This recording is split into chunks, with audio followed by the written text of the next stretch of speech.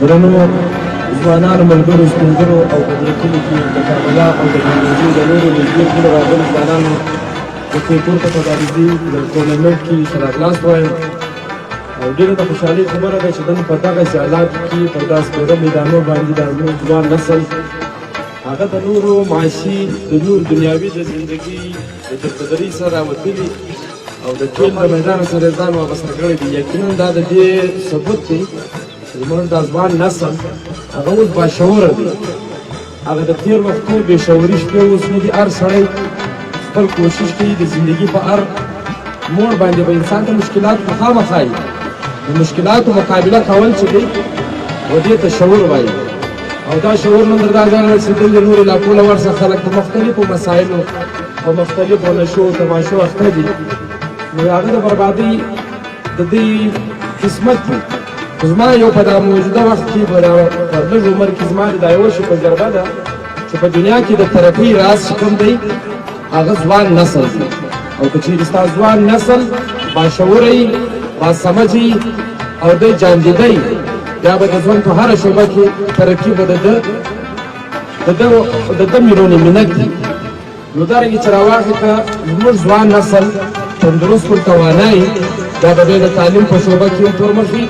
دا به دی د کاروبار په شعبه کې هم پرمخ وي او دی به د دنیا په هر عمل کې ومخ دی. د ځوان نسل باشعوري د یو ملک د وطن د علاقې د ترقۍ ذریعه ده. روز تیسه د نن د دا پروګرام په توسط یو دا خواست لرم چې دوی به دا خپل محدود وسایلو کې د ارګنایزینګ کمیټې د دې ځوانانو دپاره چې کوم پروګرام یعنې د دې مقصد دا دی چې دا ځوان نسل د نورو معاشي او د دنیاوي مشکلاتو سره ووځي، د بېرارویانو سره ووځي، د سپورټ سره وابسته وي. نو باید چې دغه تسلسل برقراره وساتل سي. په دې تسلسل کې زه به سپی د خپل واسه د خپل فیلډ کې خپله نمایندګي سپی به زه ایز یو ترجمان کردار ادا کوم. سپی به د سپورټ په میدان کې خپل کردار ادا کوي لکه مشران سپین ږیري چې هغه د وطن د کوټو په مجلس په نور مسایلو کې د هغو سربراهي وي نو موږ سره به هغه چپ شکوي. دا ټیم یقینا د دنیا نن سبا هر سړی د سوشل میډیا دور دی، هر سړی ډېر ورځې ته رسایي کېږي.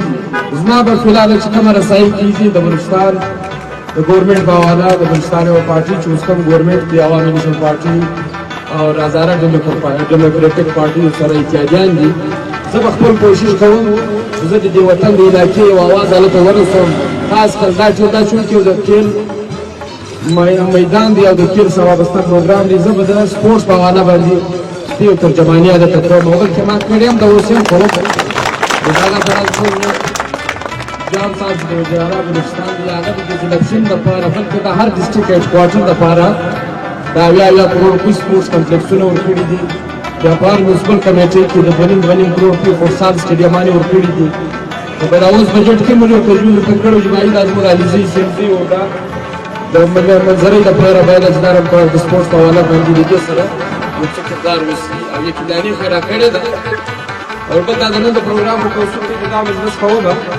چې داسې یو کوشش وکړي د ارګنایزینګ چې کومې کمیټیانې دي که علاقایي ده که مقامي دي دا د ډسټرکټ په لیول باندې یو ټورنمنټ ارینج کړي که هغه چې د فوټبال وي که د کرکټ وي یا د نورو لوبې د دې سپانسرشپ کول هم زما کار دی او دوی ته بجټ ورکول هم زما کار دی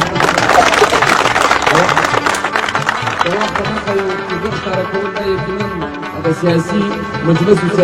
به نه درته کوم چې د خدای اتفاق درکړي چې دوی ما ته یو ځای راوښیاست زه به د ډسټرکټ پر لیول د تحصیل پر لیول او دا پروګرام د ټورنمنټ مقصد دی دا نه دی دا ټورنمنټ مقصد به دی زه به کوشش وکړم چې زه به د سپورټس منسټر عبدالخالق هزاره د هغه ته د سپورټس سیکرټري یا د ګورنمنټ آف بلوچستان چې نور څه نمایندګان دي زه به هغه کوشش وکړم چې هغه دلې راشي نو به هغه یو د دې علاقې د سپورټس مسلې مسایل هم وویني او په دې علاقه به وګوري چې په دې کې د انفراسټرکچر څنګه کمیږي نو وخت راوخت دي نور چې مناسب ډېر خوند یې وکړي دا دواړو ټیمانو بازي وکړي په بازي کې ګټل او ګټل ورسره وي زما په نظر ګټنګ دومره ښه کار نه وي لکه بیلنګ چې وي په بیلنګ کې ورسړي ته زده کړه وشي نو باید چې د زندګي په هر فیلډ کې سړی زده کړه وکړي نو د دا اوس موزدال په حواله باندې چې کوم ارګنایزینګ کمیټې دا ټورنمنټ ارینج کړی وو دا ټورنمنټ ارګنایزینګ کمیټې لپاره لږ ورکوم خو نقد ورکوم اوس به دا ورکوم بیا به نه راشي 10,000 روپۍ به ارګنایزینګ کمیټې ته ورکړم 10,000 روپۍ چې کوم وینر ټیم دی د هغه دي 15,000 روپۍ به د وینر ټیم وي 10 به د وینر وي 15 به د رنر وي او 15,000 روپۍ چې کوم دي دغه امپایرانو چې کوم سکورر دی د هغه به وي او 15,000 روپۍ چې کوم مین اف د ټورنمنټ دی هغه 400 15,000 روپۍ به د هغه به